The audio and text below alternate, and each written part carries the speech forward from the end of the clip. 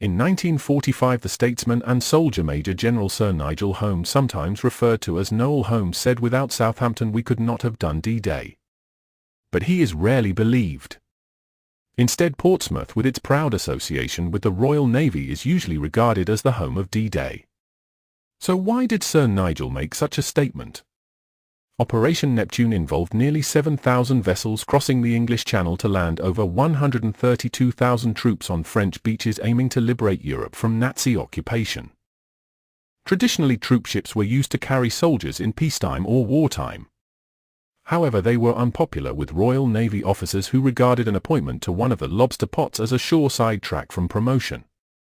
An expression also heard at the time was, "a messmate before a shipmate before a stranger before a dog, but a dog before a soldier."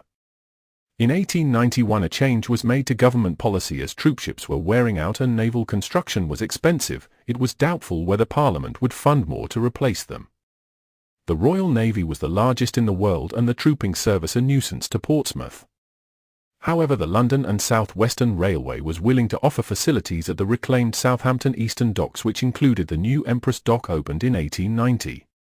The government discarded the last troopship before the 1896 season, and afterwards private companies were entrusted with the transportation of the British Army. The flexibility of the arrangement was demonstrated in the Benin Expedition of 1897, the Andaman Campaign of 1898, and numerous minor wars culminating in the Boer War of 1899 to 1902. When shipping was flourishing, troopships reconverted into passenger ships and were used on the Indian or Eastern services, otherwise they were laid up in Southampton water. The companies found the service paid so well that it was worth their while to refit the ships completely, and rather than continuously change them, instead lay the ships up for the slack season. They carried all the stores and water that was necessary. Their 'tween decks were well ventilated and equipped to accommodate the men in hammocks, and to every ship, when necessary, an additional chief officer was appointed under the name of troop officer. The boys are off again. Now that summer holidays are over, the troopship Lancashire sails from Southampton, taking Britain's guardians of the peace to the troubled spots of the earth. During World War I, Southampton was given the official designation of No. 1 embarkation port for the British Army, and over 7 million troops passed through Southampton on the way to the trenches in France. The early 20th century saw development in the maritime infrastructure at Portsmouth Royal Dockyard. The interwar slump hit Portsmouth because of its lack of diversity. From 1917, when 23,000 were employed in the dockyard during a period of disarmament, there were only 10,000 in 1931. Although Portsmouth had increased capacity to handle ships of the dreadnought class, as the dockyard author Raymond Riley put it, historically Portsmouth was a hostage to the press of naval activity rather than market forces. In contrast, Southampton's importance did not rest solely on its military use and possessed various logistical advantages, which included an established rail infrastructure as part of the Southern Railway network. The docks attracted commercial development from the successive railway companies, London and South West Railway and Southern Railway, as well as the ocean liner companies, Cunard and White Star, who made Southampton the European base for their transatlantic services. The investment of these companies left Southampton with unique facilities, which included 2 of the world's largest dry docks by 1905.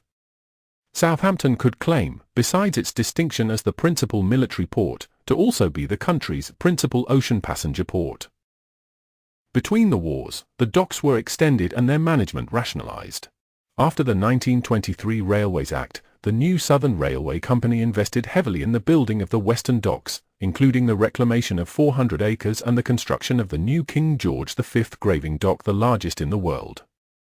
These developments were to prove essential to the success of the invasion of Europe in 1944, as they provided an infrastructure able to accommodate the necessary invasion fleet. In 1939, as in 1914, Southampton could be converted with relative ease to the demands of war. By this time, the city stood at the peak of its modern economic fame, and the declaration of war in September 1939 was to see it return to what was described as its traditional avocation as a military base. Portsmouth was home to the Royal Navy for centuries and contributed to key maritime events, from the Battle of Trafalgar to D-Day.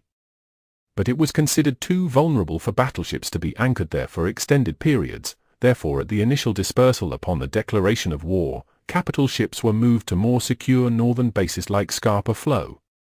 After the capital ships left, the Portsmouth naval base transitioned into a major hub for refit and repair, specializing in the maintenance of ships like HMS Hood early in the war and as a base for flotillas protecting convoys and preparing for anti-invasion measures.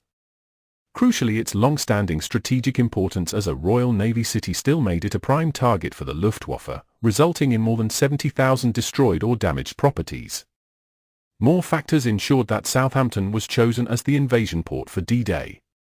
Firstly, the natural advantage of the double high tide, which enabled the largest ships to enter the port at all states of the tide, would enable the number of troops and supply shipments to be twice as high as from any other port on the south coast, including Portsmouth.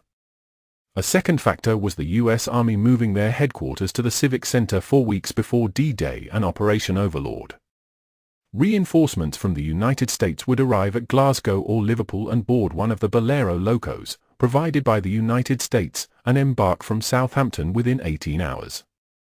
Another crucial factor was because Southampton had also suffered so badly as a result of enemy bombing in 1939-40, the enemy high command believed their own propaganda, that the port was finished, and a double-page spread was taken in the Luftwaffe magazine Der Adler, the Eagle, in a number of languages, to spread the news.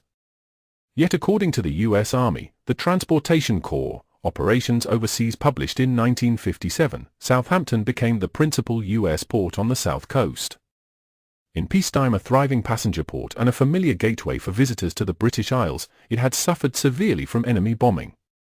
As a result, the port had remained idle for some time, and much of its cargo handling equipment had been removed to other ports. Yet despite the considerable damage, Southampton remained one of the best ports in England. Deep water and relatively little tide made it a port of few locks, and there were numerous modern piers as well as 7 graving docks for ship repair. According to the publication, although many British officials feared that the port was too vulnerable, the Americans reopened it in the summer of 1943, and the fears were soon found to be without foundation. The fact that the contribution was discounted meant that as a result of American involvement, Southampton port traffic soon returned to pre-war levels, under the noses of the enemy. Military traffic began transporting the various British, Canadian, and U.S. troops to their embarkation points from the 4th of June, with Southampton Water the largest area of embarkation, followed by Portsmouth Harbour and Plymouth Sound. Portsmouth and Gosport played a key role as the headquarters for Task Force S bound for Sword Beach, and it is estimated that over 170,000 troops and 43,000 tanks and vehicles departed from June 6. Following D-Day, Portsmouth transitioned from a tense, restricted military marshalling area back into a city tasked with repairing severe blitz damage and supporting the ongoing war effort. The city continued to handle logistics and wounded soldiers, while beginning the long process of reconstruction following 67 air raids. At Southampton on D-Day and during Operation Overlord, the port served as the headquarters for both Task Force G for Gold Beach and Task Force J for Juno Beach, as well as the U.S. Army. Once the two task forces sailed, they were replaced by the U.S. Army ships and landing craft. Between D-Day and the end of the war in May 1945, approximately 3.5 million military personnel passed through the port. At its peak, the port was handling over 53,000 troops and 7,000 vehicles daily. The U.S. Army 14th Major Port Transportation Corps remained until November 1946, and at the war's end served as a key point for repatriating British prisoners of war from the Far East and returning American troops to the U.S. It is for these reasons the statesman and soldier Major General Sir Nigel Holmes said that without Southampton we could not have done D-Day, so why is he still not believed? In an article for the Guardian newspaper, the investigative reporter Daniel Boffey sought to find out why Southampton does not have a prominent memorial to the greatest achievement in the history of the port. He was given the answer that the people of Southampton have moved on. But it is not the people that have moved on, it is the City Council who are more interested in prestige projects such as the current Renaissance vision. But as Winston Churchill was fond of saying, those who fail to learn from history are condemned to repeat it, as we are unfortunately still learning today.